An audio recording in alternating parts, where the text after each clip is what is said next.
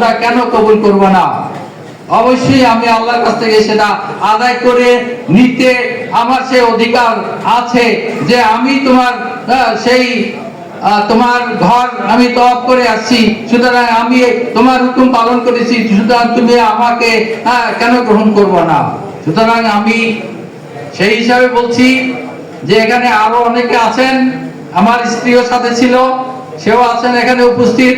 সুতরাং আমি এখানে যারা উপস্থিত আছেন, যারা উপস্থিত নাই, যারা আমাদের বন্ধু বান্ধব, আমাদের সহকর্মী, সকলের জন্য আমি দোয়া করি যে সকলেই যেন সুস্থ থাকে, সুন্দর থাকে এবং সুস্থভাবে ঈমান নিয়ে এবং এই তার যে পেশা, সেই পেশাকে সুন্দরভাবে সুস্থভাবে এবং আল্লাহর হুকুম আগাম মানিয়া তারপরে আমরা যেন আমাদের গন্তব্য বুঝতে পারি এবং এই দুনিয়া থেকে সবাইকে বিদায় নিতে হবে এবং বিদায় নেওয়ার সময় আমরা যেন আমাদের ঈমান নিয়ে আমরা বিদায় নিতে পারি।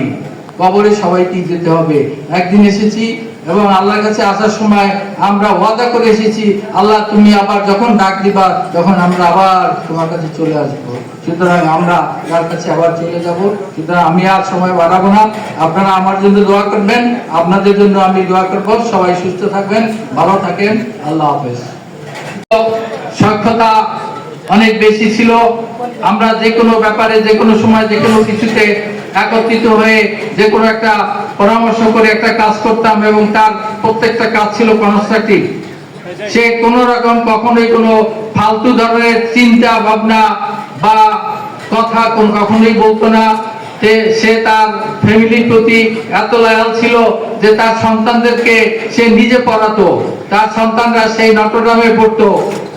তখন সে বলতো যে আমি গৃহ শিক্ষক দিয়ে আমি সন্তুষ্ট হইতে পারি না, যার জন্য সন্ধ্যার পরে আমি কোথাও যাই না, আমি আমার সন্তানদেরকে নিজে পড়াই।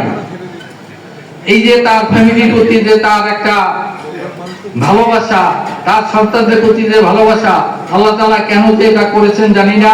হয়তো কোনো মঙ্গলের জন্য বা কোনো ভালোর জন্য এর পিছনে কোনো ভালো হয়তো এর পিছনে আছে, না, যেটা আমরা জানি না।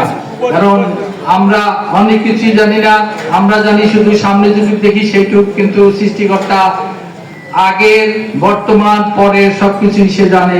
সুতরাং তার যে চিন্তা ভাবনা সেটাকে আমরা কোন রকমে উপেক্ষা করতে পারবো না। সুতরাং আমি বেশি কিছু বলবো না। আমিও এই সদ্য উমরা করে আসছি, যে আমি আসার পরে একজনে বলছে যে উমরা বা হজ করে আসার পরে 40 দিন পর্যন্ত নাকি তার দোয়া আল্লাহ কবুল করেন। সুতরাং আমিও আশা করি যে হ্যাঁ, কেন আল্লাহ কবুল করবেন না, কেন তার ঘর